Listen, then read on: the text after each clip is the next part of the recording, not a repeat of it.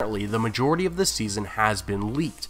Now, the crew is still filming, but the plot lines of the major characters have been released in a detailed manner, so detailed in some parts that it seems pretty believable.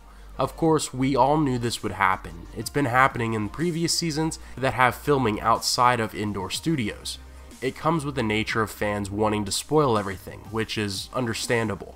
I will leave a link to the full breakdown of the alleged plot, but today I just want to talk about one event that supposedly takes place, and this event is in reference to Dany's Dragons. Let me throw out a massive spoiler warning to all viewers right now.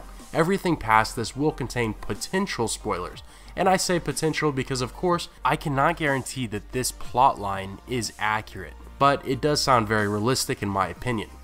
Okay, now that I gave the spoiler warning, there is a major scene that is said to take place where Jon Snow, who by this time has made allies with Daenerys, takes a group of men with him to Eastwatch by the sea. Eastwatch is the easternmost castle by the wall, guarded by men of the Night's Watch. Jon's company is to include the Hound, Beric Dondarrion, Thoros of Myr, Tormund, Jorah Mormont, and Gendry. Their business there is to capture a White, which I presume is to study it and use the knowledge learned to prepare for the coming war. The surrounding areas by Eastwatch are said to be pretty active with visits from the undead. The small group does indeed encounter some undead, apparently led by the Night King. There is a fight against an undead polar bear which kills Thoros of Myr. The rest of the men become surrounded by Whites when Daenerys flies with her dragons, saving most of the men, except for Jon, who is left there to fend for himself. Supposedly, Jon almost dies again, but Benjen Stark, half white, half living, comes to the rescue where he saves Jon and sends him away on his horse. Jon is half dead apparently, meaning that he took some damage, not necessarily half dead like Benjen. But anyway, Jon watches his uncle get destroyed as the horse carries the young king to safety. During this battle, Viserion apparently dies, but then is raised as a White only to be mounted by the Night King.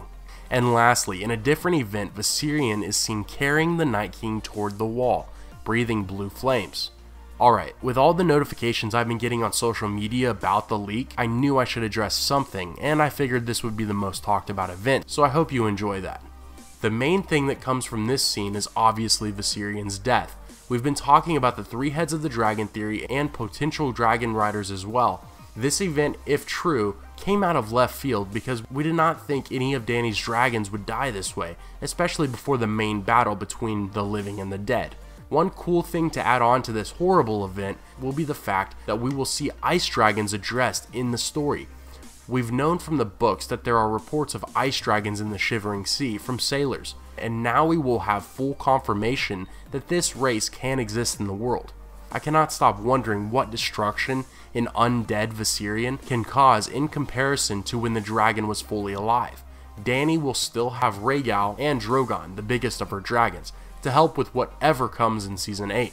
I have a feeling the magic and power of the Night King will unearth a massive force to be reckoned with in regards to his command of Viserion. I bet under the control of the icy leader, Viserion will grow super large in comparison to Rhaegal and Drogon. It has been said that ice dragons are much larger than their fire-breathing counterparts. Let me know your thoughts. Lastly, I want to give a shout out to our sponsor for today's video. Geek Fuel has delivered one of the best mystery boxes to date with their exclusive Game of Thrones Dragon Egg storage container in this month's mystery box. I got one and I have it on my desk at home for all my paper clips and rubber bands. Yes, I know, I still use paper clips, and I guess I'm just old-fashioned in that way. What's really cool about it though is that you can double the egg's use as a toothbrush holder for your children or even yourself. If you check them out, be sure to use my link in the description because you will receive a bonus Game of Thrones item in your box. The full link to all the Season 7 plots will be in the description, in case you can't wait any longer for the spoilers. Thanks for watching, have a great day everyone, and I will see you tomorrow.